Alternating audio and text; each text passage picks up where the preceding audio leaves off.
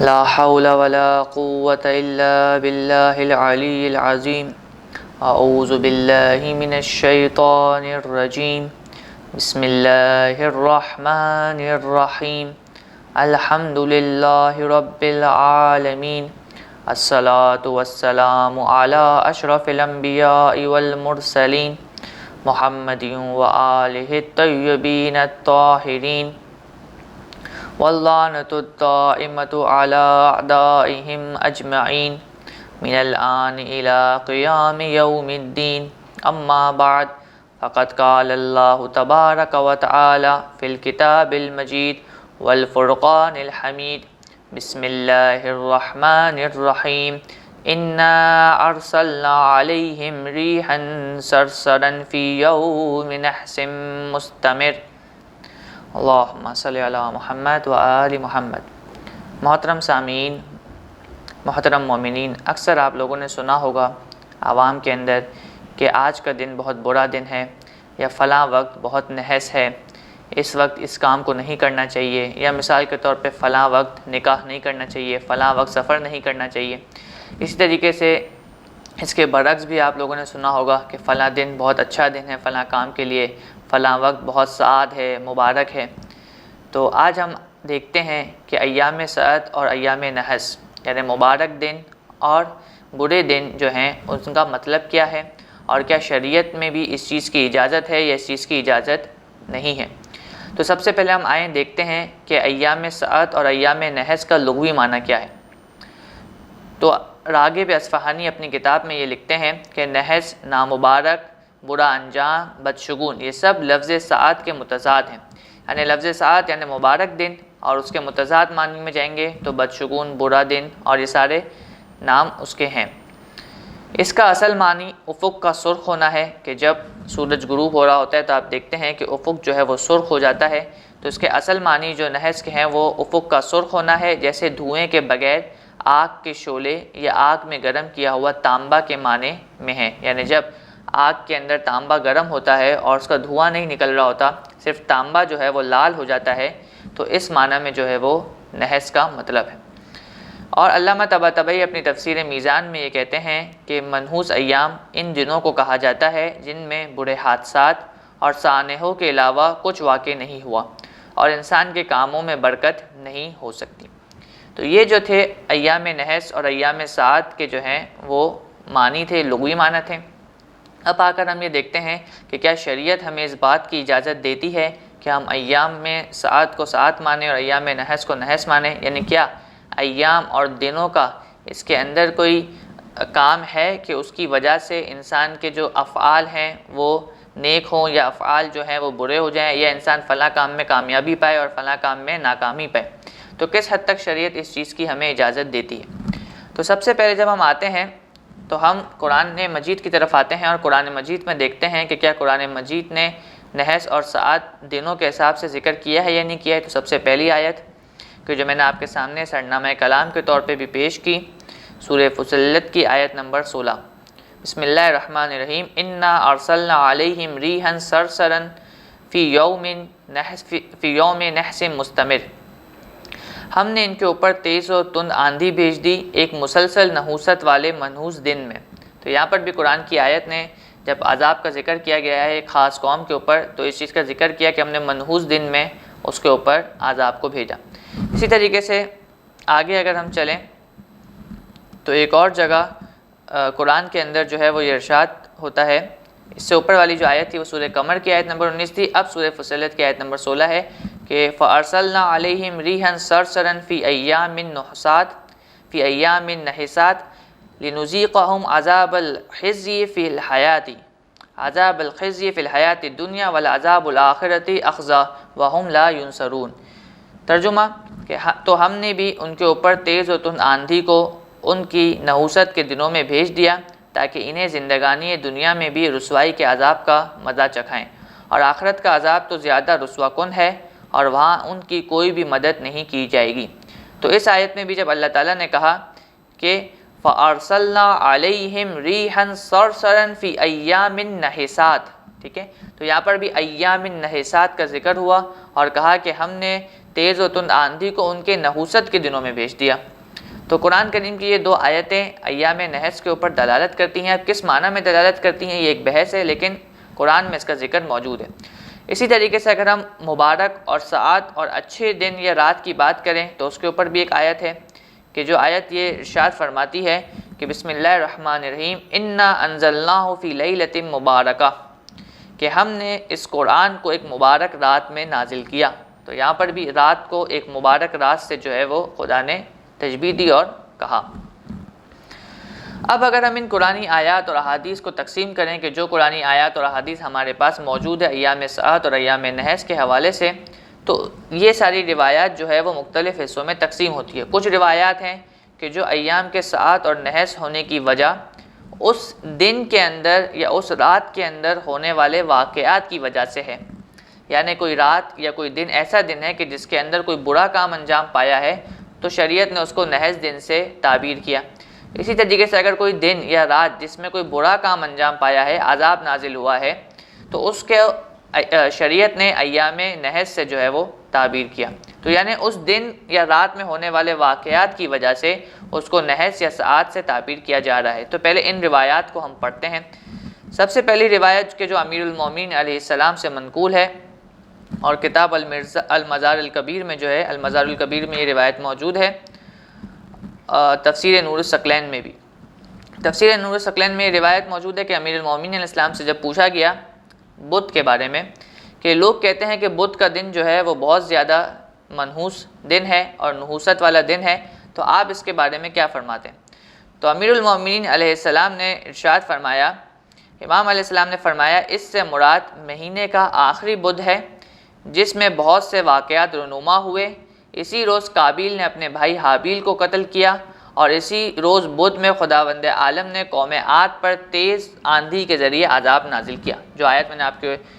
اوپر پڑھی تھی کہ اللہ تعالیٰ نے اس قوم کے اوپر تیز آندھی والا جو عذاب نازل کیا، فرسلنا علیہم ریحا صرصرا،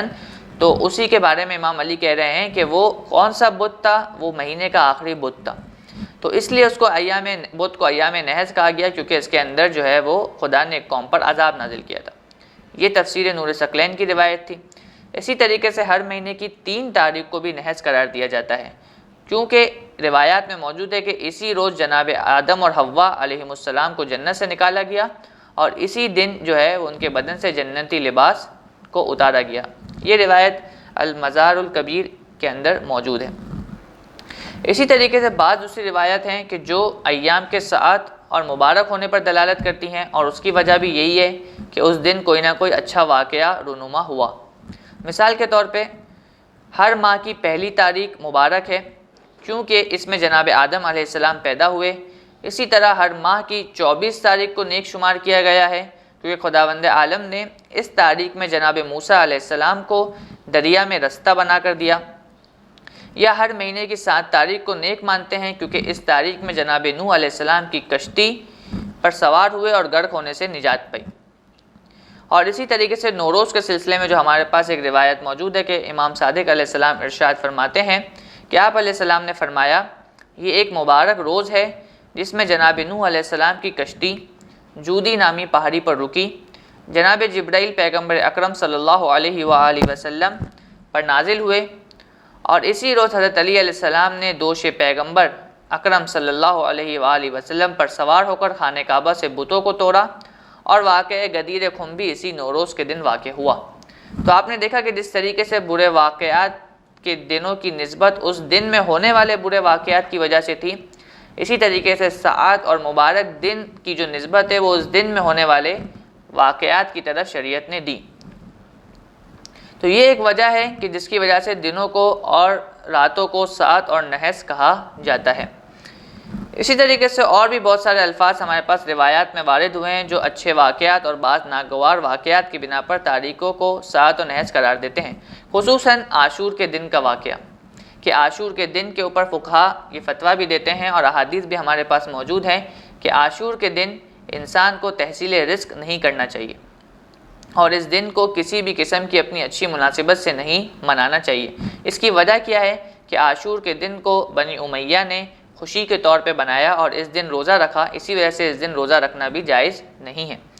تو جب اس دن روزہ رکھا اور اس دن کو خوشی سے بنایا تو اس لیے ائمہ علیہ السلام نے اس کے رد میں روایات دی کہ یہ دن جو ہے وہ نحس ہے، برا دن ہے، اور اس دن جو ہے وہ کوئی بھی خوشی کا کام یا حتیٰ کہ تحصیل رزق بھی جو ہے وہ انسان کو نہیں کرنی چاہیے۔ تو یہ ایک اور واقعہ اور یہ ایک اور روایت اسی بات پر دلالت کرتی ہے کہ عاشور میں ہونے والا جو واقعہ تھا وہ واقعے کی وجہ سے اس دن کو برا اور نحس کہا گیا۔ تو یہ تو ایک روایات کا وہ حصہ ہو گیا، وہ جنبہ ہو گیا کہ جس کی وجہ سے ایام کو نحس یا ساعت کہا جاتا ہے۔ دوسری روایات کی طرف دیکھیں تو ایسا نہیں ہے کہ صرف اس دن میں ہونے والے واقعات اس چیز کی وجہ ہیں، بلکہ کچھ مخفی اثرات بھی موجود ہیں کہ جس کی وجہ سے اس دن کے اندر یا اس خاص ایک ساعت کے اندر، اس خاص ایک گھنٹے کے اندر جو ہے یا کچھ گھنٹوں کے اندر اس کام کو کرنے کا منع کیا گیا ہے، اور اس کی وجہ اس دن میں یا اس ساعت میں ہونے والے کچھ واقعات ہیں، کچھ نیچرل چیزیں ہیں کہ جس کی وجہ سے اس کو خدا اور اہل بیت نے اس دن میں بعض کاموں سے کرنے کا منع کیا، اور ایسا بھی نہیں کہ تمام کاموں سے کرنے کا منع کر دیا ہے، بلکہ کچھ خاص کاموں کے منع کرنے کا اشارہ اس میں موجود ہے۔ جیسے ہم آپ کے سامنے ایک روایت پڑھتے ہیں، تہذیب الاسلام میں روایت موجود ہے کہ امام محمد باقر علیہ السلام کو خبر پہنچی کہ ایک شخص نے دن میں ایسے وقت نکاح کیا کہ جب ہوا گرم چلتی تھی، تو آپ علیہ السلام نے فرمایا کہ مجھے گمان نہیں کہ ان میں آپس میں محبت و اتفاق ہو، چنانچہ تھوڑے ہی دنوں میں ان میں جدائی ہو گئی۔ تو یہ ایک خاص ساعت اور ایک خاص وقت کے اوپر امام نے جو ہے وہ زور دیا تھا کہ اس خاص وقت میں اگر نکاح کیا جائے گا تو یہ ایک اثر پڑے گا۔ تو یہ کچھ مخفی اثرات ہیں، جیسے کہ اب سائنس بھی اس بات کو مانتی ہے کہ چاند کی جو کشش ہے اور چاند کا جو زمین کے گرد گھومنا ہے اور اپنے مختلف زمانوں کو طے کرنا ہے، پہلی تاریخ سے چاند شروع ہوتا ہے، اپنے 28-29 تاریخ تک جاتا ہے، تو اس کے مختلف قسم کے اثرات زمین کے اوپر پڑتے ہیں اور زمین کی مخلوقات کے اوپر اس کے اثرات پڑتے ہیں، خاص طور پہ 14ویں کے چاند کے۔ تو سیاروں کی گردش اور زمانے کا آگے بڑھنا اور چلنا ان مخفی اثرات کے اوپر اثر ڈالتا ہے۔ اسی طریقے سے ایک اور روایت تہذیب الاسلام میں ہی ہے کہ امام جعفر صادق علیہ السلام ارشاد فرماتے ہیں کہ جو شخص صبح کے وقت صدقہ دے دیتا ہے وہ اس دن کی نحوست سے بچ جاتا ہے۔ اسی طریقے سے ایک اور حدیث میں آیا کہ امام محمد باقر علیہ السلام نے ارشاد فرمایا کہ اللہ، اس کے ملائکہ اور رسول جمعرات کے دن کو پسند کرتے ہیں۔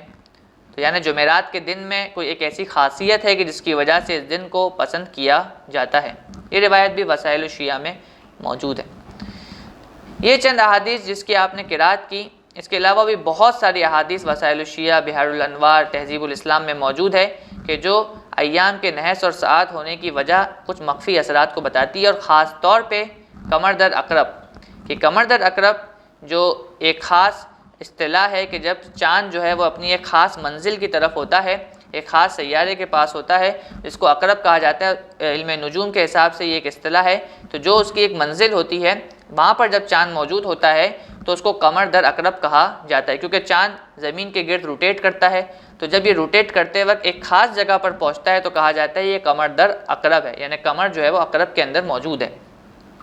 تو یہ جب وقت آتا ہے تو اس وقت کے اوپر ائمہ علیہ السلام نے بہت سی چیزوں کو کرنے کا منع کیا ہے کہ جس کے اندر سے سب سے زیادہ جو زور دیا گیا ہے وہ نکاح یا زفاف ہے، کہ جیسے کہ ایک حدیث میں منقول ہے امام محمد باقر علیہ السلام سے کہ جو شخص قمر در عقرب میں نکاح یا زفاف کرے اس کا انجام اچھا نہیں ہوگا۔ اسی طریقے سے ایک اور حدیث میں امام ابی عبداللہ علیہ السلام سے منقول ہے کہ جو شخص سفر کرے یا نکاح کرے اس حال میں کہ قمر در عقرب ہو تو وہ کوئی بھی اچھائی نہیں دیکھے گا۔ تو در حقیقت قمر در عقرب کا ایک اثر ہوتا ہوگا، کچھ اس کا مخفی اثرات ہوں گے کہ جس کو ہم آج تک کشف نہیں کر سکے، ہو سکتا ہے کبھی کشف کر لیں۔ تو اس مخفی اثرات کی وجہ سے امام نے اس خاص وقت میں ایک خاص کام یعنی سفر کرنا یا نکاح کرنا یا زفاف کرنے کو منع کیا ہے، اور مجتہدین نے اس روایت کو معتبر مانا ہے اور اس کی بنیاد پر فتویٰ بھی دیا ہے۔ لیکن ان سب احادیث کے باوجود اس کا یہ مطلب نہیں کہ ہم اپنے تمام کاموں کو چھوڑ کر اپنے تمام کام ایام کے نحس اور ساعت ہونے کے اوپر چھوڑ دیں اور نجومیوں کی باتوں کے اوپر عمل کرنے لگیں گے، جیسے آج کل بہت زیادہ یہ رواج پا رہا ہے۔ ایسا نہیں ہے، بلکہ ہم روایات کو دیکھیں اور جو روایات معتبر روایات ہوں ان کی نظر میں جن ایام اور جن وقتوں کو ساعت یا نحس کا قرار دیا گیا ہے ان کو ساعت اور نحس مانیں، اور جن کاموں سے روکا گیا ہے یا جن کاموں کی طرف ترغیب دلائی گئی ہے اس کے اوپر عمل انجام دیں یا اس سے رکیں۔ اور اس کے ساتھ ساتھ اگر بعض روایتوں میں بعض چیزوں کا منع کیا گیا ہے تو اس سے بچیں، اور بعض چیزوں کا اگر حل پیش کیا گیا ہے کہ مثال کے طور پہ بدھ کا دن نحس ہے، لیکن اس دن اگر تم یہ کام کر لو گے تو اس دن کی نحوست سے بچ جاؤ گے، جیسے اوپر ایک حدیث آئی کہ جو شخص صبح کے وقت صدقہ دے وہ اس دن کے نحوست سے، اس دن کی منحوسیت سے بچ جائے گا۔ تو انسان اس حل کی طرف توجہ دے اور خدا کے اوپر توکل کرے اور اہل بیت علیہ السلام سے متوسل رہے۔ جیسے کہ کچھ احادیث ہم آپ کے سامنے پیش کرتے ہیں کہ عبد الملک نے امام جعفر صادق علیہ السلام کی خدمت میں عرض کیا کہ میں علم نجوم کی بلا میں مبتلا ہو گیا ہوں، چنانچہ میں جب بھی کسی کام پر جاتا ہوں تو زائچہ بنا کر اس پہ نظر ڈالتا ہوں، اگر کوئی بھی بدی نظر آتی ہے تو میں جانا موقوف کر دیتا ہوں اور بیٹھا رہتا ہوں، اور اگر بھلائی دکھائی دیتی ہے تو میں وہ کام کرنے کے لیے چلا جاتا ہوں، اور میں علم نجوم سے یہ حکم لگاتا ہوں۔ تو امام علیہ السلام نے اس سے یہ پوچھا، امام نے عرض کیا کہ کیا تو علم نجوم کی وجہ سے یہ جانتا ہے کہ تیری یہ حاجت پوری ہوگی؟ یعنی امام کا اشارہ اس طرف تھا کہ کیا تو خدا نہیں مانتا، کیا خدا سے اپنی حاجت کو طلب نہیں کرتا بلکہ علم نجوم کے اوپر موقوف رہتا ہے؟ تو اس شخص نے فرمایا کہ ہاں ابن رسول اللہ ایسا ہی ہوتا ہے۔ تو آپ علیہ السلام نے اس سے کہا کہ جا اور اپنی نجوم کی کتاب کو جلا ڈال۔ یعنی امام کا اشارہ اس طرف تھا کہ اپنا سب کچھ علم نجوم کو نہ مانے بلکہ خدا کے اوپر توکل کرتے ہوئے اس کام کو انجام دے۔ اسی طریقے سے ایک اور حدیث میں امام حسن عسکری علیہ السلام نے ایام نحس کا ایک حل پیش کیا کہ جب امام کے پاس ایک ان کا صحابی آیا اور امام نے اس سے کہا کہ تو کل نہیں آیا تھا میرے پاس، تو اس نے کہا کہ کل امام پیر تھا اور پیر کا دن جو ہے وہ میں اچھا نہیں سمجھتا، تو اس کی وجہ سے میں پیر کے دن اپنے گھر سے باہر نہیں نکلتا۔ تو امام نے اس کو جواب دیا کہ جو شخص پیر کے دن کے شر سے محفوظ رہنا چاہتا ہے اسے نماز صبح کے بعد نماز صبح کی پہلی رکعت میں سورہ حل عطا پڑھنی چاہیے۔ اس کے بعد امام علیہ السلام نے سورہ حل عطا کی اس آیت کی تلاوت کی کہ جو شر اور بلا کے دور ہونے کا سبب ہے، کہ بسم اللہ الرحمن الرحیم فوقاہم اللہ شر ذالک الیوم ولقاہم نصرتا وسرورا، یا تو خدا نے انہیں اس دن کی سختی سے بچا لیا اور تازگی اور سرور عطا کر دیا۔ تو اگر انسان اس آیت کی تلاوت کرے پیر کے دن تو وہ پیر کے دن کی نحوست سے بچ جائے گا۔ اسی طریقے سے ایک اور حدیث کے اندر یہ بات آئی کہ امام صادق علیہ السلام کے اصحاب میں سے ایک شخص نے امام سے سوال کیا کہ روز بدھ جس کو نحس قرار دیا گیا ہے، اس کے علاوہ دوسرے دنوں میں سفر کرنا مناسب ہے؟ تو امام نے جواب دیا صدقہ دے کر سفر کرو اور نکلتے وقت آیت الکرسی کی تلاوت کر دو۔ یعنی امام نے اس کو یہ حل پیش کیا کہ جو بدھ کے علاوہ دوسرے ایام ہیں ان میں اگرچہ نحس ہیں لیکن اس کے اندر تم صدقہ دو اور آیت الکرسی کی تلاوت کرو اور اس کے بعد اپنے سفر کے لیے نکل جاؤ، انشاءاللہ خدا تمہارا حامی اور ناصر ہوگا اور تمہاری مدد کرے گا۔ تو ان روایات کو اگر پچھلی روایات سے جمع کیا جائے تو یہ نتیجہ نکلتا ہے کہ اگر چند ایام کے بارے میں اہل بیت نے زور دیا ہے اور معتبر احادیث میں آیا ہے تو انسان ان ایام کو تو ساعت اور نحس مانے، اور جن کاموں سے اس دن کرنے کا منع کیا گیا ہے اس سے بچے، یا جن کاموں کی طرف ترغیب دلائی گئی ہے اس کو انجام دے، لیکن باقی جو دوسرے اتنے سارے ایام ہیں اس کے اندر اپنی زندگی کو معطل نہ کر دے اور علم نجوم کے اوپر ہی موقوف نہ رہے بلکہ خدا پر توکل کرے اور اہل بیت علیہ السلام سے متوسل رہے اور صدقہ اور اس طریقے کے دوسرے اعمال کر کر اپنے کاموں کو جاری رکھے۔ آخر میں ہم چند فقہی مسائل آپ کے سامنے ذکر کر دیں انہی ایام نحس اور ساعت کے حوالے سے، کہ آیت اللہ سستانی کے نزدیک قمر در عقرب اور مہینے کی آخری تاریخیں، جو آخری قمری مہینے کی جو آخری کی 2 یا 3 تاریخیں ہوتی ہیں کہ جن میں چاند غائب ہو جاتا ہے، نکاح کرنا مکروہ ہے۔ اسی طریقے سے ہم بستری کرنا مکروہ ہے چاند گرہن کے وقت، سورج گرہن کے وقت، زوال کے وقت سوائے جمعرات کے دن، اسی طرح غروب کے وقت اور فجر کے بعد جب تک سورج طلوع نہ ہو جائے، اور اسی طرح شہر کی پہلی تاریخ سوائے ماہ رمضان کے اور مہینے کی آخری تاریخ اور درمیانی رات۔ یہ دونوں مسائل جو ہے وہ منہاج السالکین کی جلد 3 کے اندر باب نکاح کے آداب و مستحبات کے اندر موجود ہیں۔ اور اسی طریقے سے آیت اللہ خوئی کے نزدیک بھی جو ان کی کتاب النکاح ہے اس کے اندر انہوں نے یہ لکھا ہے کہ قمر در عقرب میں نکاح کرنا مکروہ ہے، اور اس کے بعد انہوں نے کچھ ایام نحس کو بھی گنوایا، اور اسی طریقے سے بدھ کے دن اور ایام نحس میں جو مہینے کی 3، 5، 13، 16، 21، 24 اور 25 تاریخیں ہیں، اور اسی طرح مہینے کے آخری 2 یا 3 راتیں، اسی طرح اشارہ ہے کہ جن راتوں میں چاند غائب ہو جاتا ہے۔ تو آیت اللہ خوئی نے اپنی اس کتاب النکاح میں ایام نحس کو گنوا بھی دیا کہ جو ان کے نزدیک ایام نحس ہیں، یعنی جن معتبر روایتوں سے انہوں نے ایام نحس کو نکالا، وہ کون کون سے ہیں؟ بدھ کا دن، اور اس کے علاوہ مہینے کی 3، 15، 13، 16، 21، 24 اور 25، اور اسی طریقے مہینے کی آخری 2 یا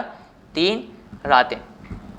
تو خداوند متعال ہمیں اس بات کی توفیق دے کہ ہم توہمات سے بچتے ہوئے اہل بیت علیہ السلام کے سیرت اور ان کے علم کے اوپر عمل کریں، اور اس دنیا سے سرخرو ہو کر اہل بیت علیہ السلام کے حضور پیش ہوں، اور خدا بھی ہم سے راضی و خوش رہے۔ والحمدللہ رب العالمین۔